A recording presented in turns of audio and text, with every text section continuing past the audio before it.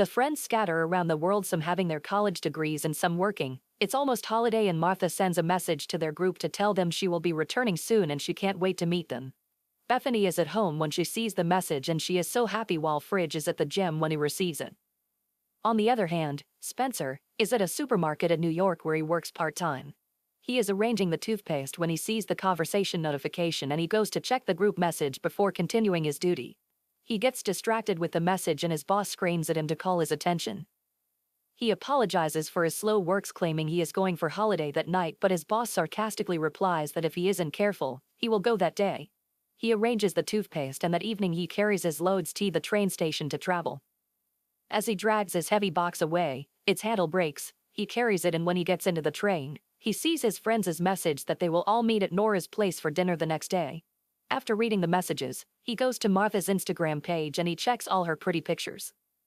As he returns home, he enters the house with his mother, Jen. They call out for his grandfather, Eddie, who tells them he is in the kitchen.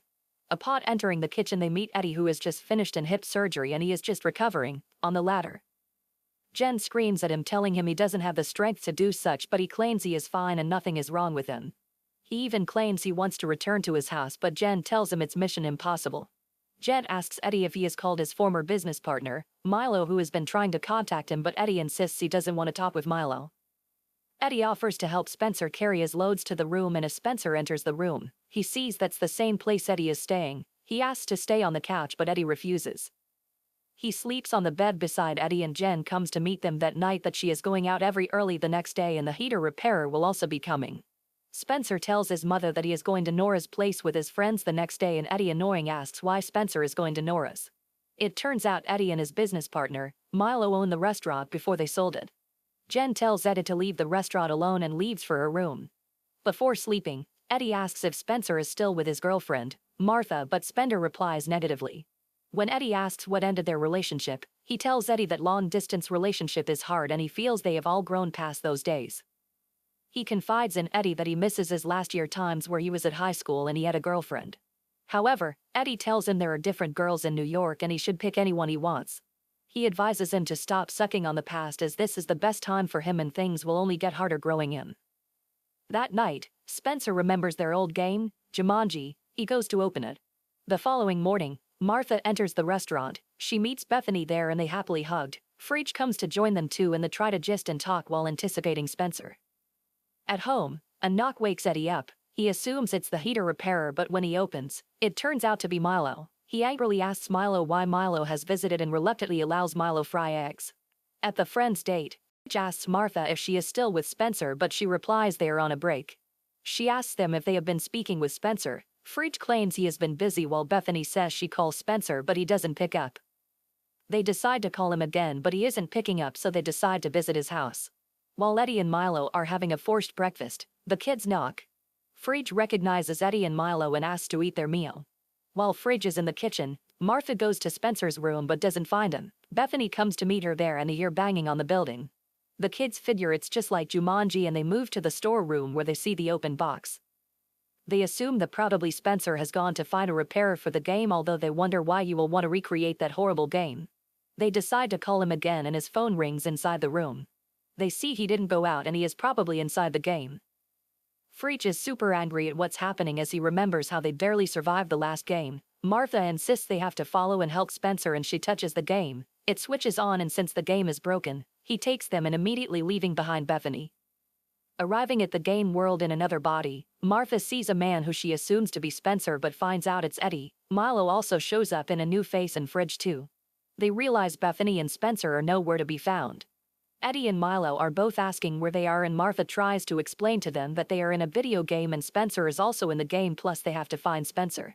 As they talk, a snake comes and kills Fridge. He returns with 2 life left.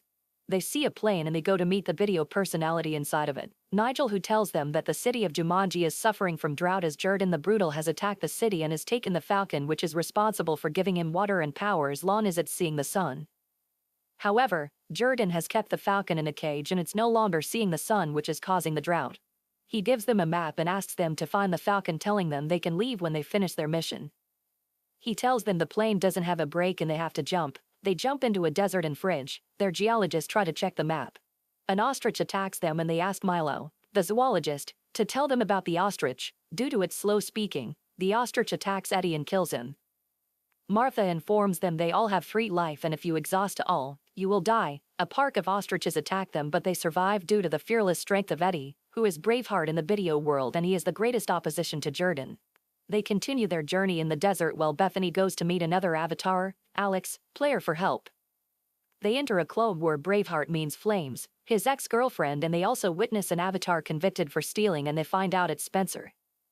They rescue him and he explains that he purposely entered the game and apologizes. They joins them and they meet Flames who gives them Jurgen's next plans. They need to get something from the water so Eddie stays outside to safeguard Fridge and Martha as Milo goes to speak with a Carmel with his linguist ability to carry them. Fridge enters the water and holds Martha's hands and their body changes. They return back to change their avatar and they continue their journey. As they travel, Milo and Eddie speaks and Eddie gets angry at Milo for retiring and destroying his business. He insists he wasn't wrong and to settle their differences, Eddie kills Milo.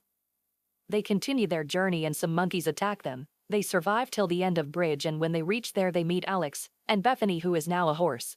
Also, Milo confides in Eddie that he will soon die and that's why he came to find him so they can settle their difference. Fridge insists they will all die and coincidentally, they see the pool again, they jump into it and the former players return to their body and they give the horse body and thief avatar to Milo and Eddie respectively. Spencer also takes the Braveheart avatar. While the friends catch up with old times, Milo and Eddie gets kidnapped. They have been informed that Jurgen is planning to trade the Falcon with two Convict brothers so Bethany and Fridge disguises as the brothers while Spencer and Martha leave to find Eddie and Alex goes for Milo. While on their mission, Martha and Spencer speak and reconcile. They end the conversation with a kiss and Alex dies twice while trying to rescue Milo. Bethany and Fridge meets with Jurgen and Jurgen reminds them the union is meant to be formed with their sister, who will marry Jurgen. Spencer and Martha finds Eddie and they get to where Jurgen is. Martha disguises as the sister and she forms her union. Just as they are about to take the Falcon, the priest finds out they are imposters. Jurgen orders them to be killed and Spencer fights Jurgen. Jurgen hits him but when he brings out the fruit they got from the water, Jurgen leaves. He follows Jurgen while his friends keep fighting in the hall. Spencer realizes that Jumanji berry is Jurgen's weakness. He uses it to defeat Jurgen and takes the Falcon. He gives it to Eddie and Milo flies to show the Falcon to the sky and they all scream Jumanji thereby returning them to the beginning where they meet Nigel and they give him the Falcon. Milo decides to stay in that island and protect the island while the others return home. Upon returning to their real body, Martha and Spencer hug and after the other leave, Spencer teaches Eddie how to play video game. The friends go to Nora's place and Eddie visits too. He finds out the manager of the restaurant has resigned and he asks to be the new manager. He is hired by the owner. At home, the heater repairer arrives and sees the Jumanji video game. He touches it and the movie ends with a scene of the ostriches at Jumanji running around Nora's palace.